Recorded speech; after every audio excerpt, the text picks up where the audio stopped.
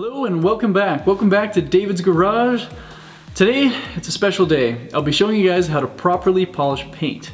Now, polishing paint is something that definitely looks easier than it is. There's a lot to it, and it's easy to wreck the paint. So, I'll show you guys what to avoid, what to do, and how to make that paint shine like new. Oh yeah. Stupid.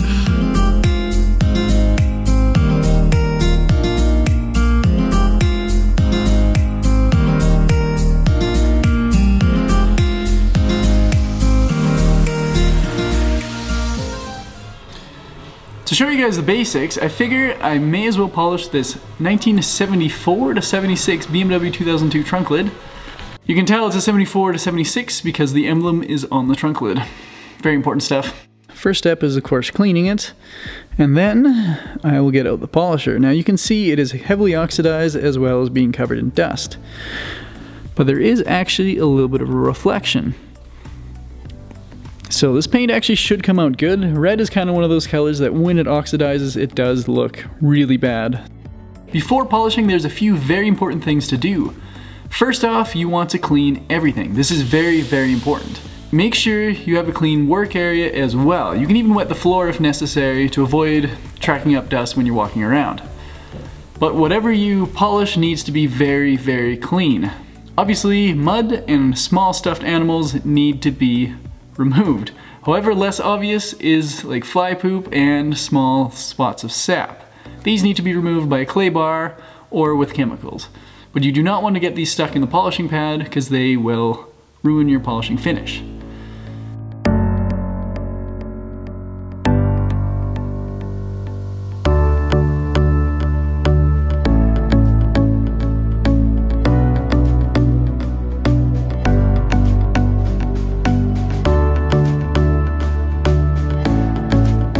Is very hard to see on camera, but after clay barring you do get a slight bit of more shine, but you can really feel how smooth it is. Like this is like, you might even be able to hear it.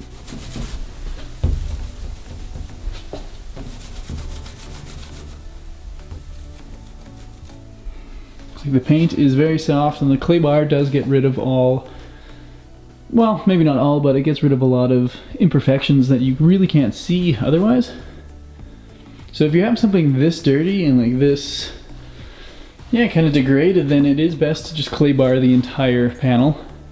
Because even like, I showed the little like fly poop areas, and those areas you can see, but there's so much more in the paint that you just can't see, and that's kind of how you can feel it afterwards. After your car part or vehicle is clean, it is now time to mask off the rubber and plastic. Now you do not want to nick any of these surfaces with the polishing pad. It will wreck the surface. So masking tape provides a simple and easy fix to this, and any sharp corners you actually do probably want to be masking off as well. We'll get to that in a bit. I was saying earlier to mask off any rubber and trim and also sharp edges. This is kind of why. I mean, this was sanded or something. I don't know what happened here. But this can also happen when you're polishing. Any high spots or concentrated areas, they'll generate heat and you'll either burn through or you might even discolor the paint. So it's very, very delicate. But this might grow a little bit when we polish it. You can see that's kind of thin there. These are the two polishes I use. The black one here is a Meguiar's 6-inch dual action polisher, and this Makita is a 7-inch rotary polisher.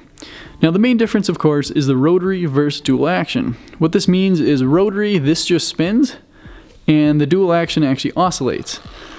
And dual action is definitely safer. If you're a beginner, I would highly recommend a dual action polisher. The rotary is a little bit more aggressive and definitely can generate heat quite a bit faster than a dual action. But I kind of like this one a lot. It's much more efficient, and for a flat trunk lid, it actually will work great. So these are the polishing pads I'll be using. This is the fine one, this is the medium, and then this of course is the cutting pad.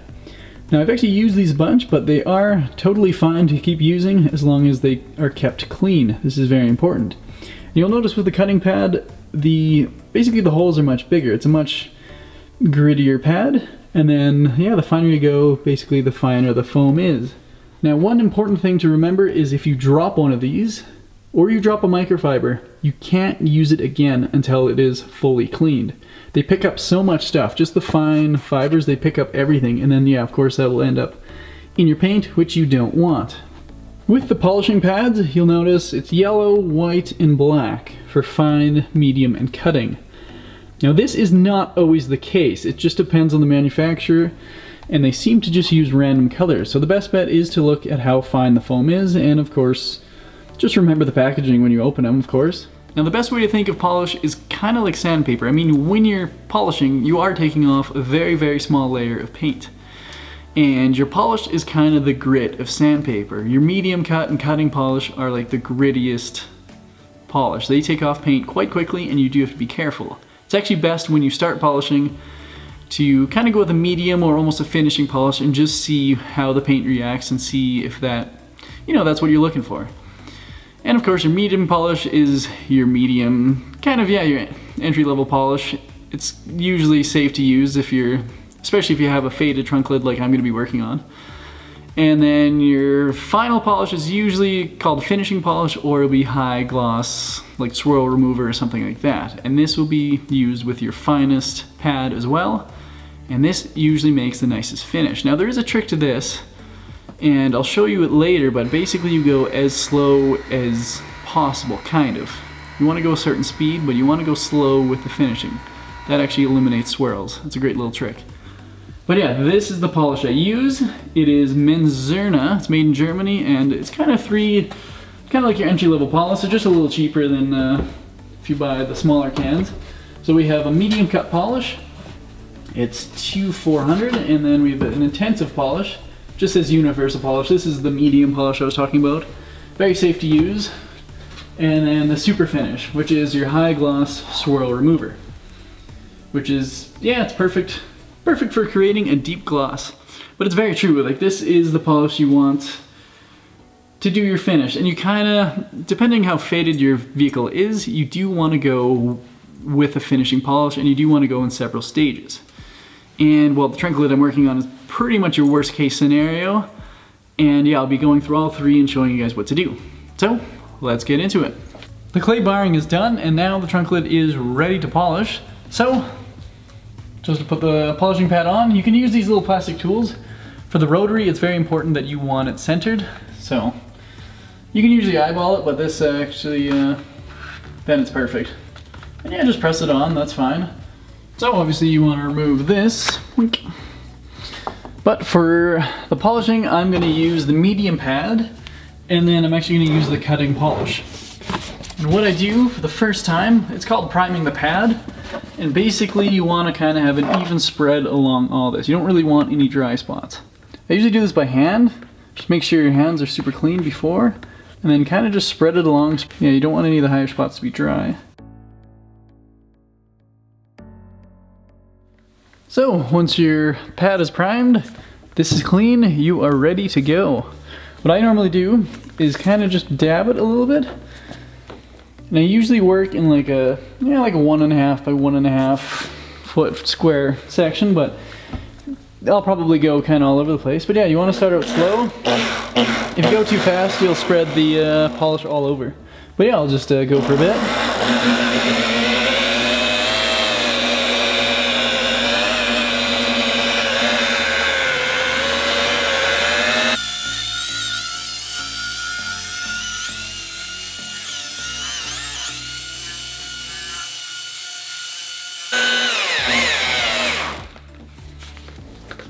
Nice, you can see when the polish starts to kind of have that shine, then the polish is kind of wearing out and you're, well, kind of done, I guess. But yeah, you can see, since this is single stage, yeah, you're picking up red color. We'll see what it looks like when we wipe it. Now one thing too, a little tip, is it's kind of get in the habit of going in like straight lines, don't make little circles. Just because like even wiping and stuff, you will make slight scratches, and in the sunlight, yeah, if you have little circles, then you really get the little rings. But if you have lines, then you kind of eliminate that just a little bit. Okay, so this is what it's looking like. Definitely an improvement. Might not be able to see it here, but I do want a little bit more. You can see some of the staining. Might go with a different pad and cut a little bit more. Basically, we'll be removing a lot of oxidization now too, right? So that'll make the pad kind of go full. If you're polishing a single stage with lots of oxidization, you will probably have to clean the pad or change the pad frequently, as it just fills up. But yeah, we're getting there. So I've now switched to my cutting pad with the cutting polish. I'm just going to test this and see how it works. I kind of want a little bit more than the medium pad provided. So we're just going to try it out.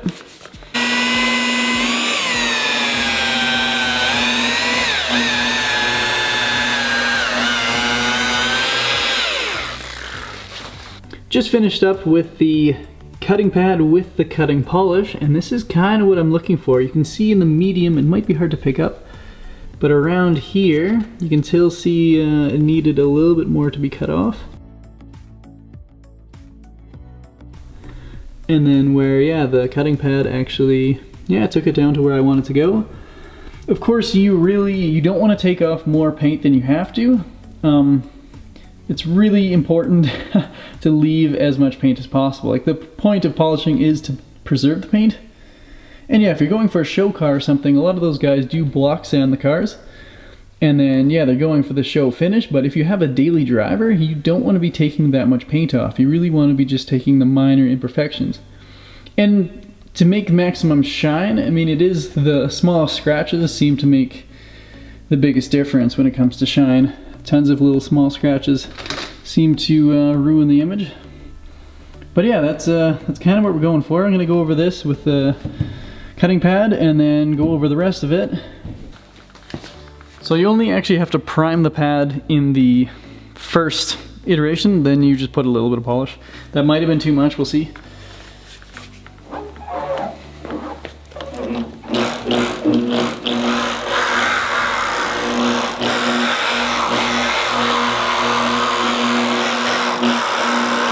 Always start off super slow, that way you have an even distribution of the polish. That'll help when you pick up speed.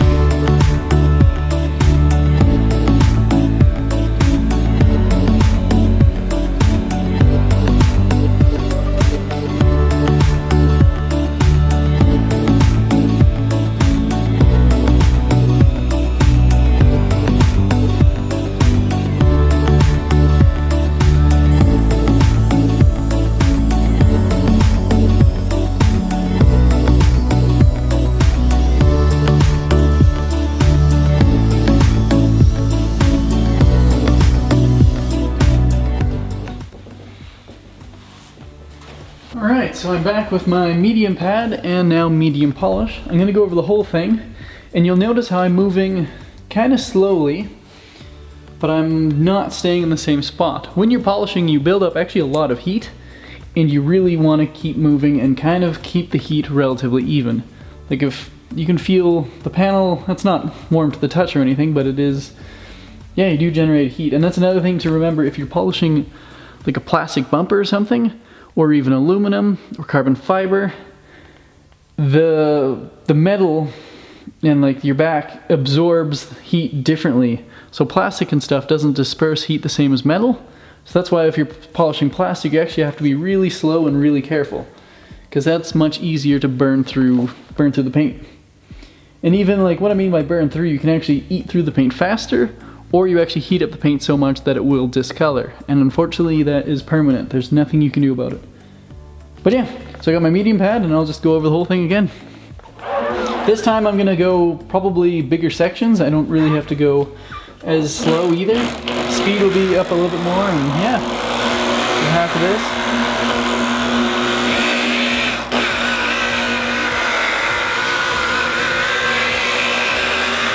So I definitely put too much polish on now. You really only need maybe like a toothpaste amount, like almost bead size once the pad is primed. This would be too much, but I'll show you what happens when we have too much.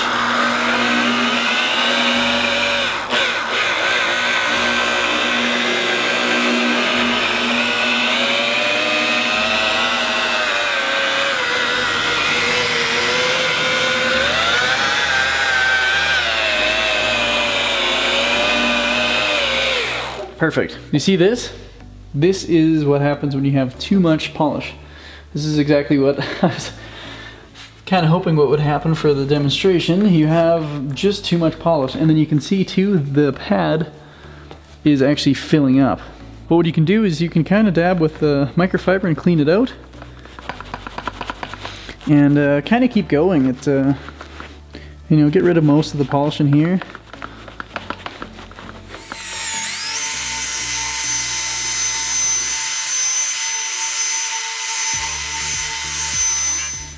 So this is kind of what happens when the polish starts flashing. That's kind of what you want. It means the polish is running out, but it also means that you have basically the perfect amount. You want a little bit in between, and then the pad is kind of at its maximum usage. So yeah, that's what you want. That is actually really nice. And high quality polishes do that if you have the right amounts and it's the right heat. Perfect. So here we are, got the black pad, and then got the finishing high gloss swirl remover polish on there, ready to go. You'll notice when I was cutting, I did kind of a small area, and then when I switched the medium pad, and then as well as this pad, I'm going to do a bigger area. That is basically just because I'm going to be taking less off at a time. Like, this is a less grittier pad, of course. And then, yeah, just the polish seems to last longer, and you can seem to do a bigger area with the finer polishes. But let's get to it.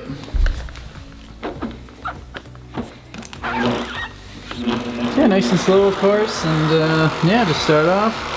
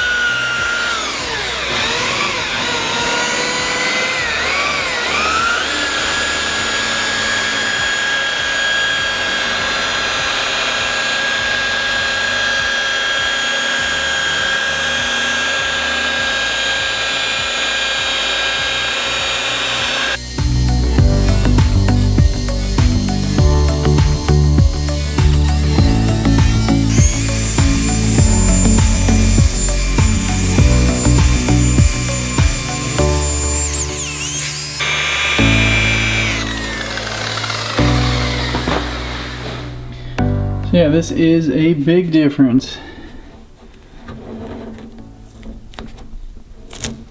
Didn't peel the tape off. Moment of truth. Look at how big of a difference that is. That is crazy. It's amazing that that is actually the same paint.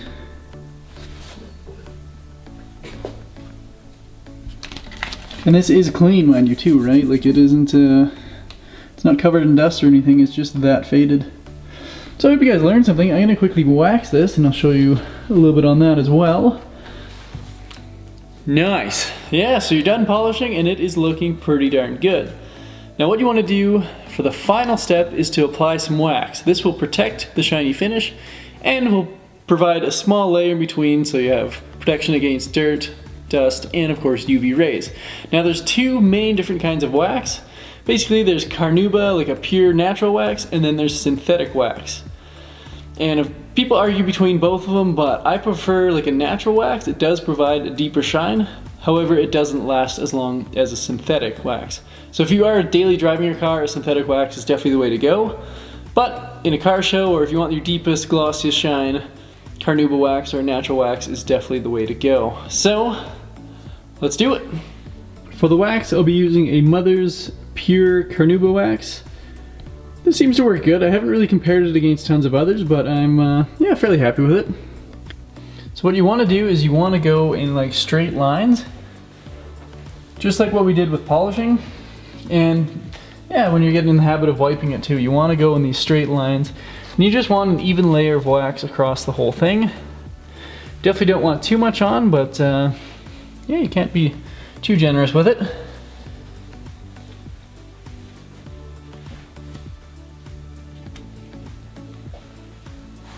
And of course, same goes with the applicator pad. If you drop this, you cannot use it again. They also pick up any dirt and dust that will be on the ground. Yeah, that looks about right. We'll let that dry for maybe 10-15 minutes, come back, wipe it off, and I'll show you guys what it looks like in the sun. Waited about 10-15 minutes and the wax has dried up a little bit and it's ready to remove. You don't want to wait too long or else it'll completely dry up. You just want it to kind of set in there a little bit. And yeah, same thing, just straight lines. Try not to make any circles. And obviously make sure you have a nice clean microfiber and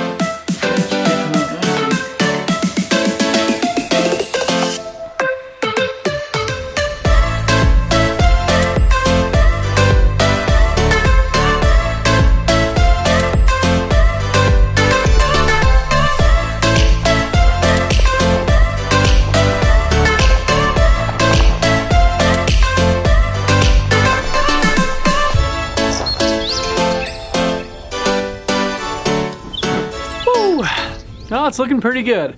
Just brought it out in the sun here. It's about -20, middle of winter in Alberta, but I'm pretty happy with the result. There's not really any swirls. There is still some minor scratches and stuff, but that is to be expected. Paint, you can only really get out so much, and the goal of this is to make it shiny, and that is definitely achieved. So yeah, I hope you guys learned something. Polishing is very satisfying, and when your own car is like polished and shiny, it is sweet. So definitely worth it. Yeah, thanks for watching. Hope you guys enjoyed. Hope you guys will subscribe to see some more. Thanks again.